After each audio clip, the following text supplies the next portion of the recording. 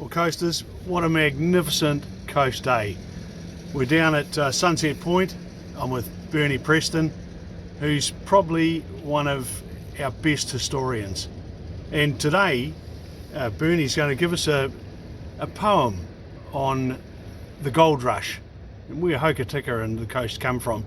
Bernie, what's it all about?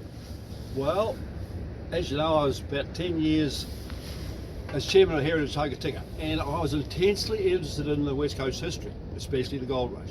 And I was reading everything I could read in the old books. I read all the old books, and I started running through my mind, and I actually wrote some of it down as poetry, and I stuck it aside. Couldn't find it for about 30 years, and then I eventually opened the book, and there it was, and I tidied it up.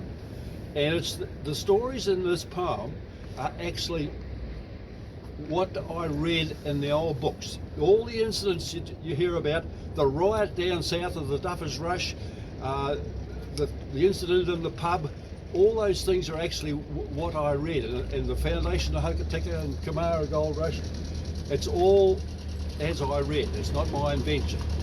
So I put it down in this poem. And it starts off in Hokitika, this poem, and it finishes in Kumara. And my gold mining ancestors started in Kumara. Righto, and the poem's called If Seddon Gets the Water On, because Seddon was going to get the water on for the sluices in Kumara. Right, here we go. They came here out of Europe. They sailed from old Glasgow. They rushed in many thousands from Ballarat and Bendigo. They walked across the main divide and down the wildest beach. They shipped in from the Orient, anywhere a ship could reach. And many sons of Erin swagged into the busy port, with Blarney from old Limerick and Mitchellstown in County Cork. They rushed from California, those good old 49ers. They came with picks and cradles, yeah, they were real miners. And when they sailed across the bar, or wrecked upon the beach, they said it was for gold they sought, and it was in their reach, because they was washing billyfuls down south in Donnelly's Creek. And as a town rolled from the sand, like Phoenix from the ashes, we had some flashy, showy types with polished boots and sashes, but brag and skite and layabout and promises and rumour won't dig a shaft or point a sluice or man the Montezuma. When Maori prized Punamu from Hohoni's weathered creek, they saw the gold was shining back right there beneath their feet. They dug and mined there in the bush, Bonanza was their aim. A town arose from nothing there, and Greenstone was its name. The Tipperary boys are coming up, they've been away down south. From Black Sanding at the Okarita, they're swagging up to Hokitika. There was a Duffers Rush down south. The diggers caused a riot. They wrecked Well Town and burnt the stores. They stole the grog and looked for more. The Tips took on a shanty pub when they was swagging back. They filled the bar, and sure they had a real Irish hoolie. The English prods was all thrown out. They shouted all the Mickey Dooley. We're digging up some scrubby creek in our worn-out boots and lammies. We're living in a bungy hut with mosquitoes, rats and typos. We're waiting for a new rush-o. We're eating weckers and damper dough. If Seddon gets the water on up round Kumara way, there's going to be some fortunes made. They're leaving every day. If Seddon gets the water on, that'll be no idle boast, because it can rain like waterfalls all up and down the coast. But it can be a curse for sure, more curse than put to use, unless you catch it up the top and run it through a sluice. If Seddon gets the water on, it's swim or sink and founder, might find a real good wages claim, even a homeward bounder. And if we strike a real rich patch, it sure will change our lives. We'll sing and fight, dance and drink, and play some 45s. If Seddon gets the water on, we'll take a chance on that. You have to work a 12-hour day or starve, tuck a flat. Well, coasters, today I'm at Hokitika Beach and I'm with Bernard Preston, a coaster from a pioneer coast family. And Bernie, first of all, thanks for coming down and sharing some of your life story with us. Coasters are really incredibly interested in people like yourself, and this series of interviews will show on the Coasters Club. It'll be recorded on a memory stick and given to the Hokitika Museum. It'll be on our YouTube channel, and if you've got any questions that you want to ask, don't be frightened to just message us. Bernie, what's your full name? Bernard Francis Preston, born in Hokitika, 1943. 43, what does that make you? 76? 77. 77? Yep. You're a good Nick. Yeah, pretty good. Great life, isn't it? Yeah. Yeah. Whereabouts were you born in Hokitika? In the old maternity home, diagonally opposite sort of Dicey's old bakery. In that area. Yes. Yeah. Okay. Yeah. Who were your mum and dad? Cess Preston and Phyllis Andrews. So it was dad was come from a baking family, and mum was from a butchery family. Andrews Brothers Butchery. Oh gosh. Yeah. Okay. Where was your when your mum brought you home after being born? Where was your first home? We lived with Dad's mother, who was on her own, and she used to run the bakery after her husband died, and that was before her last child was born. Wow. Believe it or not. Wow. She had about 5 kids. Before the last child was born, her husband died, and she kept the bakery going until those boys were old enough to take over. So the woman's live started a long time ago. So she must have worked another at least 15 or 16 years. Yeah, in order to get it through. Yeah. When you were a kid, Bernie, what did you do for fun? Well, we spent a lot of time fishing down on this river. I used to come down here sometimes before school, and fish for a couple of hours. Fished all the time. We spent a lot of time at Lake Canary. Oh, we potted around. There was kids had little gangs in those days. You know what it was like? Yeah, we did. We certainly did. Because the Protties were at one school and the Catholics were all at another school. Yeah. And now we're all really good mates. But in those days they were all sort of semi-enemies. But it was a lot of fun anyway. Yeah. I can recall. What sort of fish did you catch on the Hoki? Mostly herrings. Yeah. Yeah, I did get the odd trout, but mostly it was just fishing with bait for herrings. Yeah. And I remember once me and a mate were down here, we had a white bait net. We're only school kids, and we made it out of a mutton thing. Right.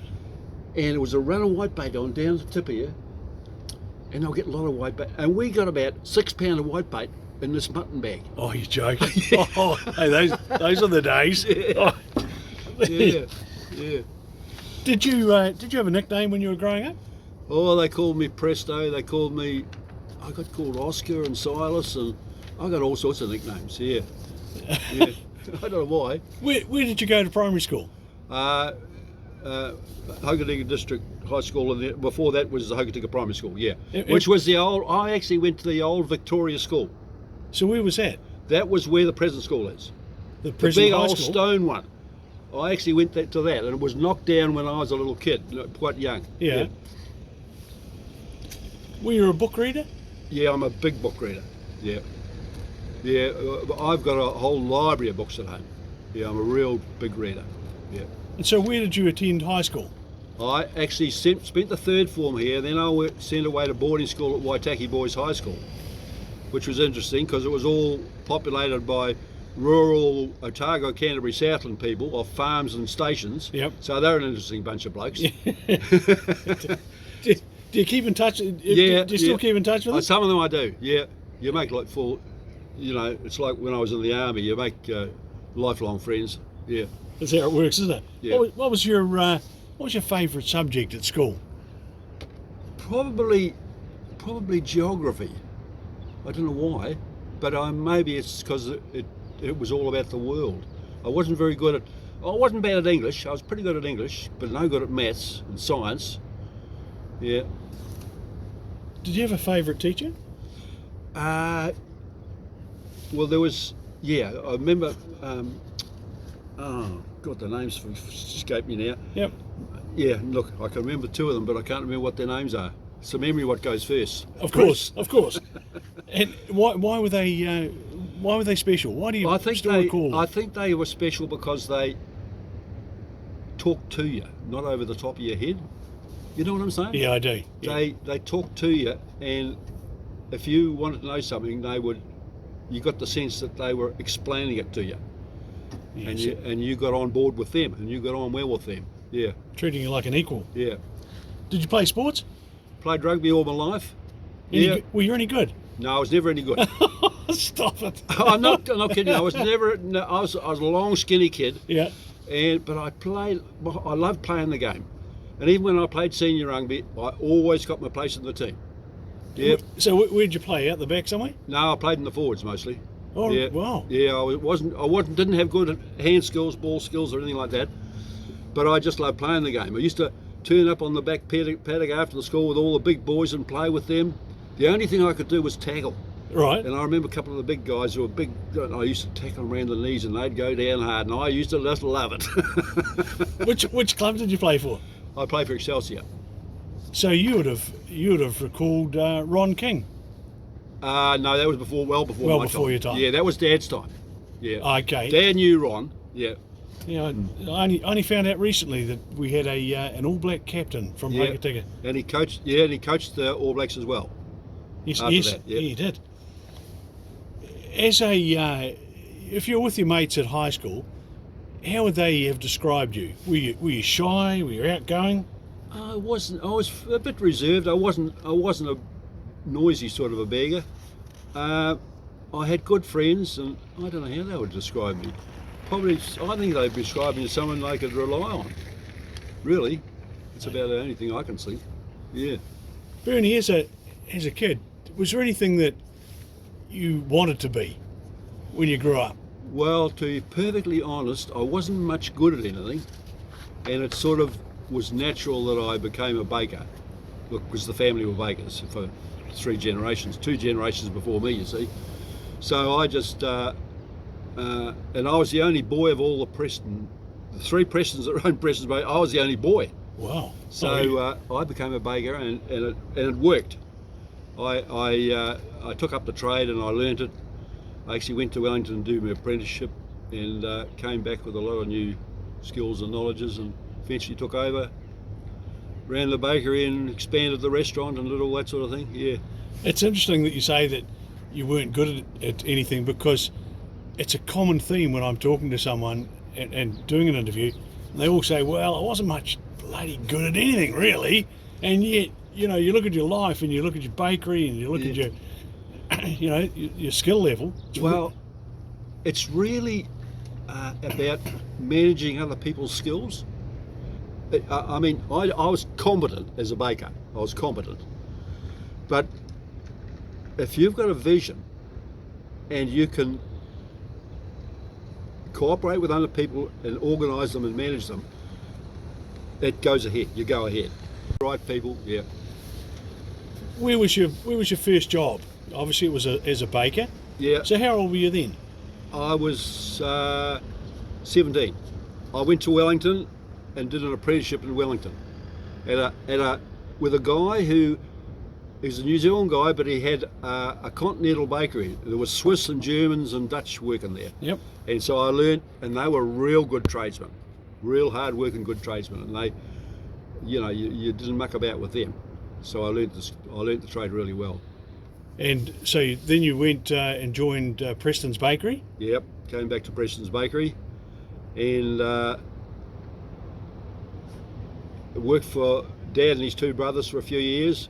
Spent a year and a half overseas, worked in a bakery over there, worked on a ranch in Oregon, did all the overseas experience things. Wow. And then came back, and a couple of years later I bought the bakery off them. Yeah. Now I've been I've been trying to suss out of Dicey for a number of years the secret to the pies and the pasties that come from Preston's, and he says that nothing's changed from way back, from a formula point of view, from a recipe point of view. Do you think it is? That's not really true. Yeah. Things change subtly all the time. You know, a lot of the skills don't change, and the good old ovens we use. Down at Preston's Bakery, we had beautiful big old stone ovens. Aren't they? They're still there, aren't they? Yeah, they're still there. Magnificent. And when they bake, they really bake well. You get that solid heat. It's not convection heat going in, and it's that solid heat, and it bakes much better. I know the guys that were working for me in the 70s, after a staff do, the first thing they would do the next morning is go and get a pasty from Preston's, because they were the cure for absolutely everything. They were fantastic. Yeah. So, how old were you when you retired? I was a couple of years before I was 63, I think. Yeah. It's about 2009. Yeah. Bernie, have you ever been married? Never been married, no. The right person never come along? The ones I should have got married got away. And I had quite a few girlfriends over my time, but look, I'm not. I wouldn't be an easy person to live with. As you know, I've got very contrarian views. I don't believe what the government tells us. I don't believe what the media tells us. And I'm in a group of people. I'm likely to say things which other people just don't understand and they can't handle. Oh, well, I think there'll be a lot of wives who would agree that the person they married is very contrary, very difficult to get on with. You're one of them too. I know. Do you recall a first date? How old were you? Were you 15, 14, 12? God, I was probably I was in Wellington. We used to take girls out there. I was flatting with guys in Wellington, and we got around with a lot of girls up there. Yeah. Was Wellington good? It was a very interesting place because in Wellington, a lot of the people that are working in Wellington come from other parts of New Zealand. Yeah. And everyone's sort of milling around, and you go to a party and everyone's sort of a stranger, but everyone wants to know everyone else, and it's quite an interesting place to live, actually. Yeah. Do you remember meeting your grandparents? Yeah. Well, I remember both my grandmothers. Yep. My dad's mother taught me the piano as a kid. Right. She played the violin in the local orchestra as well as running the bakery in the younger years, and she taught me the piano, but I was never a pianist. And she is the one person who I feel looking over my shoulder. If I have to justify myself, I can feel her watching me, and I know that I have to be honest and do what I think's right. So a person she was Frances Staines, before she married Hugh Preston. Yeah. And were the Staines, they were a pioneer family in Westland anyway. Yeah. Where did they live? Out Canary Way? Yes, they did. Now, and I've got a picture here of, now, John Staines, my mother's brother. You'll know, remember the Luminaries film? Yes. And they used the name Staines. Yes, they did. He was the main character. And she got all her information out of newspapers. And now John Staines was the chairman of the county, and he had a store. He had the Canary pub, and that's the pub there. And that's the best pub photo I've ever seen. It's got his name on the thing, and it's got all the miners outside of it. They just rescued or just found the body of a man who slid down into one of the shafts. Wow. And so John was the son, and he had the pub. Yeah, he was a son of the original Staines. Yeah. And now I'll tell you another little incident. Now, the Fallett family were old-time bakers in Canary, Yes. and John Staines was in Canary, had the Canary pub, and he and some of the Fallett boys, that would be a couple of generations back, they were gold miners, and they gold mined in the gold rush, which is over the top of the Browning Pass and down the other side, and there were several claims and drives in that area, and So there's gold through there. yeah, I yeah. didn't- I Well, didn't there was a realise that's a picture of the area. There's there's Lake Browning. Yep. They were mining down here.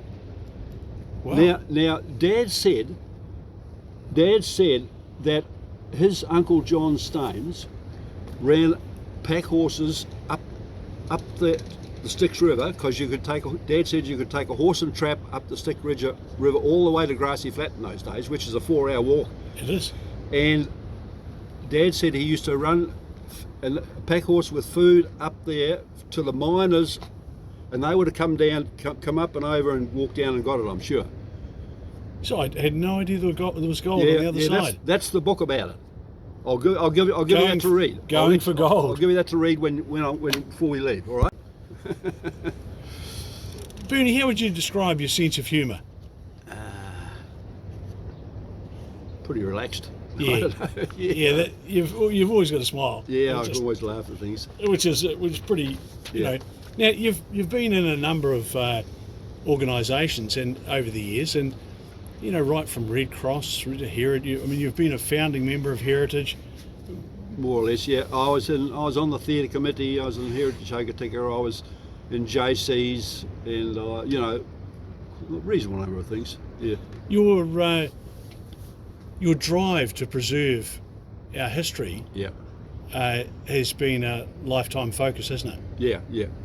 Something I've always been interested in is because Dad used to talk about it, when he was young, and you get interested, and sometimes you think that you're born 100 years too late, don't you? Yeah, yeah, exactly. But it would have been tough in those days. How are we going preserving our heritage at the moment? Are we? We're doing fortunately, all right? over the last 20 or 30 years, there's been a surge of interest. You've only got to look at the interest that the museum gets, where people want to know about there, because in the gold rush, most of the people coming into New Zealand poured in through Hokitika. Yeah, they did. And yeah. so many people throughout New Zealand have actually got heritage connections to the West Coast. Westport, Hokitika, Greymouth, you know, Yes. and they want to know what's going on, what all about their ancestors, and then they get it from the museum. Yeah, There's a connection. Coasters have a connection that's Yeah. very, very wide, isn't it? yeah, very wide. Bernie, tell me about, you know, I'm sitting here and interviewing people of interest who are getting on, and you're not saying you're getting on, but you know, here it is. You're well ahead of your time when you and Heritage Hokitika did the oral history recordings, Yep. and I know you did 68 individual interviews. Yeah. And of course, I've arranged for a flyover here at the moment just in celebration. And so you did 68 individual interviews, and most of the people are deceased now. Tell me about that. That was started off by Jim Keenan, of course, who was president of Heritage Hokitika before me, and Jim and Alec Fairmaid, they used to go. They did a lot. They really campaigned and went down southwestern, and they recorded a lot of people. And eventually, Jim got a bit too old for it, and I took over, and I did about 30 Wow. or more. I don't know how many I did, and there's some really interesting stories in there. Now, hopefully, we're going to get that up in a better format than what it is now, so that people can actually connect through the internet Yep. and actually listen to their ancestors and what they had to say. And look, that's not impossible to do at all. No, And these recordings are at the Hokitika Museum, aren't they? they're all at the Hokitika Museum. Yep. And all on some form of tape, I guess. The originals were on tapes. Now they're on a chip. The latest ones I did were on a chip, of course, Yeah. memory stick. Yep. And the person that did it got a copy, and you could actually go to the museum and get a copy of the memory stick. Wow. Yeah. Oh, I think that I think that's fantastic. Tell me, is there anything you ever wanted to do that you haven't done yet? I suppose catch a 10-pound trout. I'm a keen fly fisherman. You've done a lot of fly fishing, haven't you? Yeah. I've caught a few fairly big ones, but I never caught a 10-pounder. Where's the best river on the coast? Are you allowed to say? Yeah, well, the best rivers on the coast are actually the Grey and its tributaries, because it's granite rock and it holds the nymph life much better. Yeah. Ours are schist and it breaks up and it doesn't hold the. Oh, that's nymph. interesting. Yeah, the fish in, for instance, the tributaries of the Grey, there's probably twice as many. So what's a decent fish out of the Grey? What going to weigh? Is he going to be 7 or 8 pound? Yeah, he's going to be 5 pound probably. Yeah. Big healthy guy. Yeah. Love The it. biggest one I caught out of the Hara was I think 7.5 pound. I think. Yeah. Yeah, it's good size, isn't it? Yeah. Bernie, I've often heard people say, and I've never seen it, but I've often heard people say that there's quite often salmon come up the Hokitika River. There's salmon in every river, from the Grey to the Haast. Every river. Every river, of any size at all. They released salmon when Graham East set the salmon hatchery up Up at Canary there. Up at Canary, and they go to sea. They come back about 2 to 4 years later, but 10% of them, more or less, stray to other rivers. Right. And there are salmon. Mary Malloy told me that salmon run up the. What's the one down? What's the name? Creek. La Fontaine? Or? They run up the La Fontaine. Yeah. And spawn in a tributary of the La Fontaine. I'll be played. So it just goes to show you how much they spread around, and it's not at all infrequent for them to be caught in the Haast. And so they would have all come from the hatchery here in Hokitika? Yeah, and also I think they release salmon too. Over the last, I don't know, 10 to 15 years, I've been releasing salmon. Go bring them over from the hatcheries in Canterbury and release them in here and there. Bernie, in your lifetime, what are the lessons? Is there a lesson that you've learned that you could pass on? Something that just helps people stay on the straight and narrow. Yeah. And perhaps not get too overwhelmed by what you read in the media and what you hear on TV. Yeah. I'll tell you what, a little rule I have, that if the government and the mainstream media are singing from the same song sheet, singing the same tune, you can only be sure of one thing: they're lying. I'm telling you now. Yeah. When you see them coordinating and ramming something down your throat, whether it's global warming, which is total bullshit, man-made global warming is total bullshit. Yep. The Earth does its natural cycles, and that's all there is to it. CO2 is a clear natural gas that surrounds us all times and is essential for all life, especially human life. When we breathe out CO2. Yeah. And CO2 makes foliage and forests and crops grow more abundantly. We need more CO2. The actual levels of CO2 historically are not at all high. They need to be higher. And of course, plants need CO2. And here they are, the media and the government have brainwashed people into thinking that CO2 is the great evil. How stupid can you get? I mean, there's no doubt about what I just told you. It's an area of considerable debate around the world. Yeah. There's no doubt about it.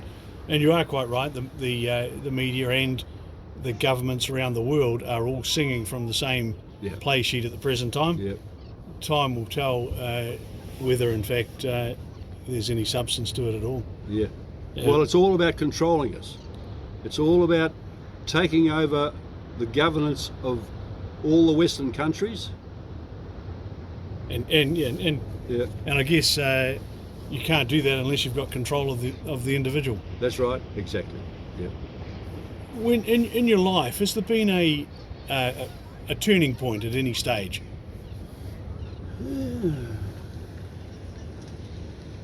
Well, not really. I remember Zeke Sadler, who's a real hard case rascal in his young days. I remember Zeke. Yeah, but he's a very honest guy. He took me to a meeting in Greymouth about when we were being scared, the Panthers were being scared of us about the oil shortage. Now this was 30 years ago. 74? Yeah, and they were saying, oh, the world's running out of oil. And he took me to this meeting, which was run by the New Zealand League of Rights, and they had a speaker, and he went over the whole thing and said, it's total crap. There's so much oil being discovered and has been discovered in the world, and they're trying us out. And I thought, oh, that's a bit strange, but he seems to know what he's talking about. And subsequently, he was proved to be exactly right. There's no shortage of oil. There's oil all over the place. And the computers all shutting down in the year 2000. And yeah. It's been the consultants certainly made an awful lot of money out of that one. Yeah. It's interesting. What would you say that you know about living a happy and successful life that you know now that maybe you didn't know when you were 16 or 18? Well, I don't know what I was 16 or 18. My beliefs and standards haven't really changed right throughout my life. I'd say be fair to other people. Yeah. If you do that, you're going to be happier. You're going to get on better with everyone. Just go for the justice way. Don't victimise anyone. Yeah, that's about it. What age has been the best age of your life so far? Because Preston family have got a history of living forever. Yeah. And you'll certainly, I've no doubt, you'll be exactly the same. Yeah. What's the best age so far?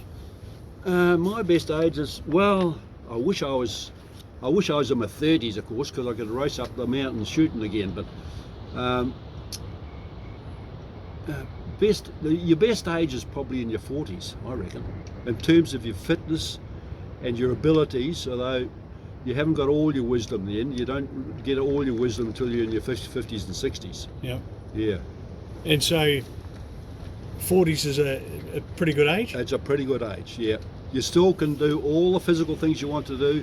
I mean, I could climb up, I used to go tar shooting a bit and stuff like that, deer shooting. Oh, it was one of the best times of my life was when you could roll out of bed an hour before daylight with the rifle and go out deer shooting in the morning, hopefully wax up and over, cart it into the meat works and sell it, and then in the afternoon when the sun was shining, you go out and flick the rod on the Arrowhur River and catch a couple of trout.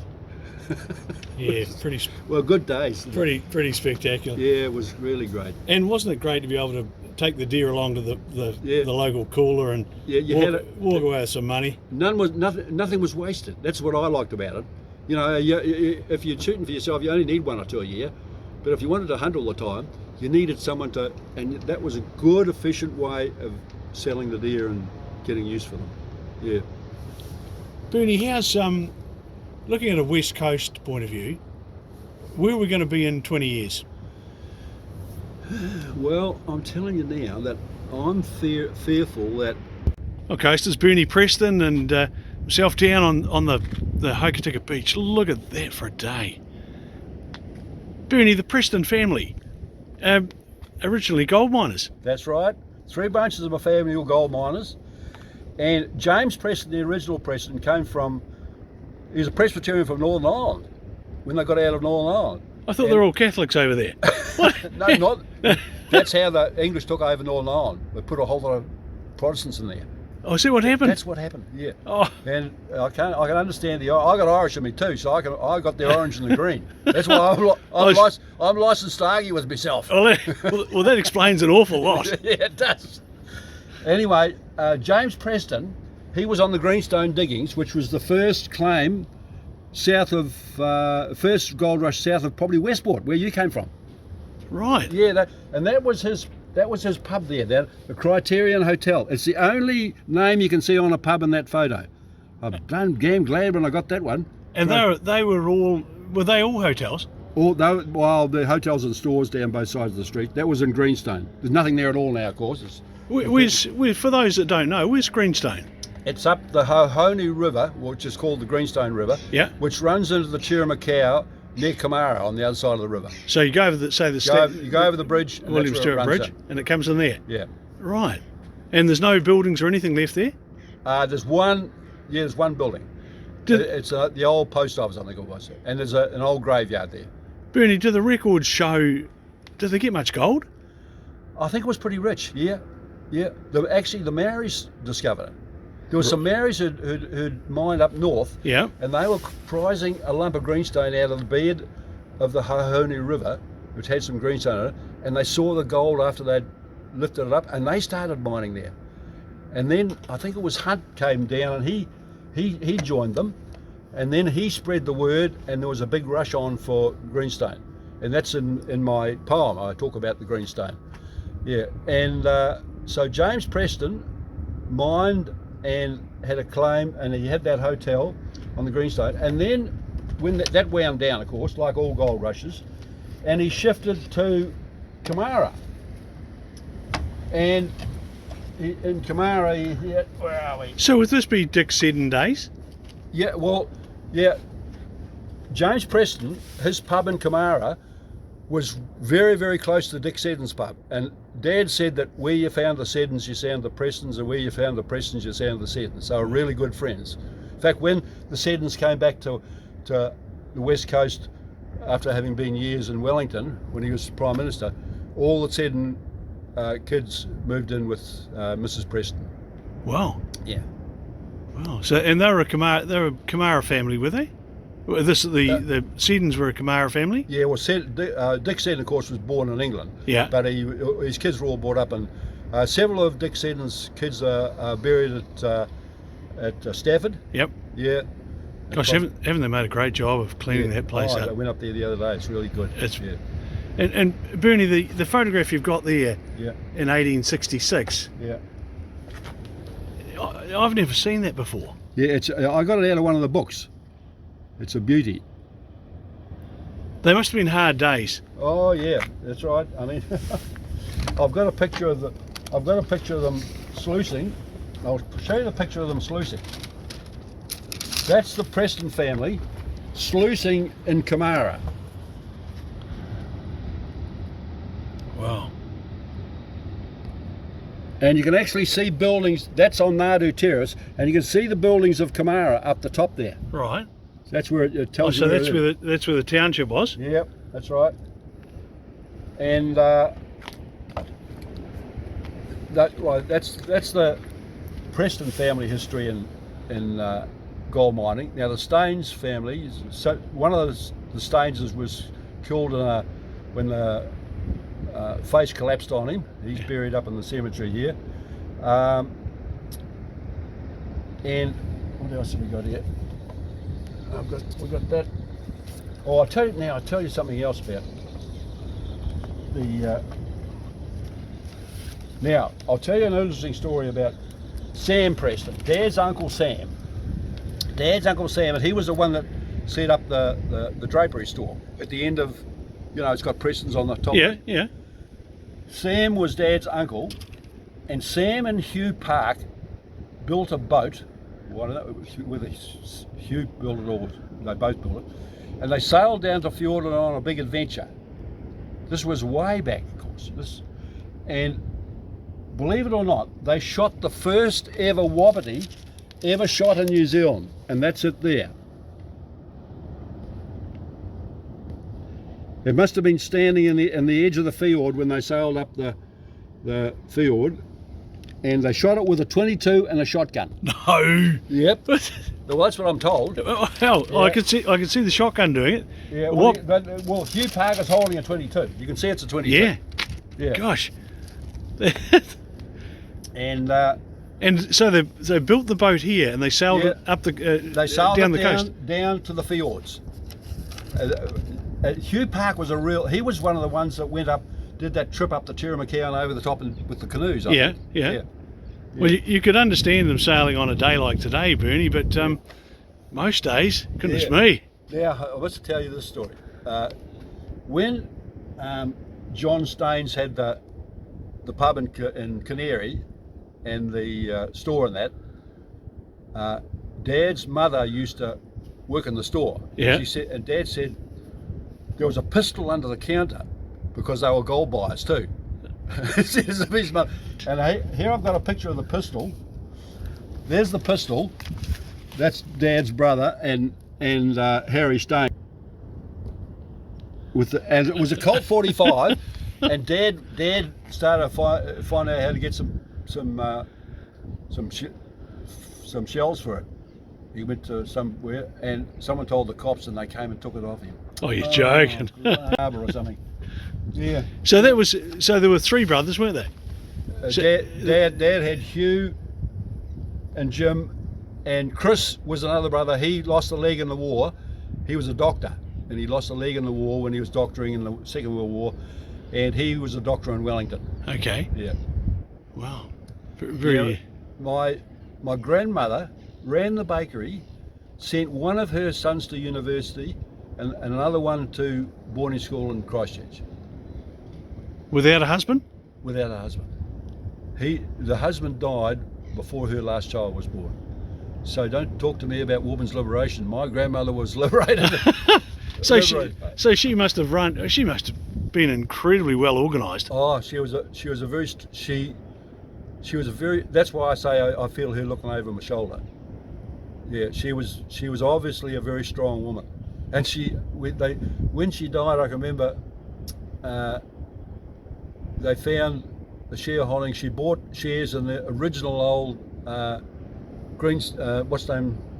mine down in Ross, the one up on the hill. Oh, the up at Mount Greenland. Mount Greenland, yeah. She bought shares in the Mount Greenland mine.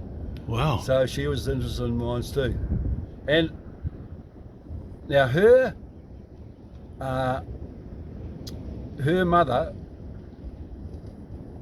father was a California 49er. He was in Wisconsin. Yep.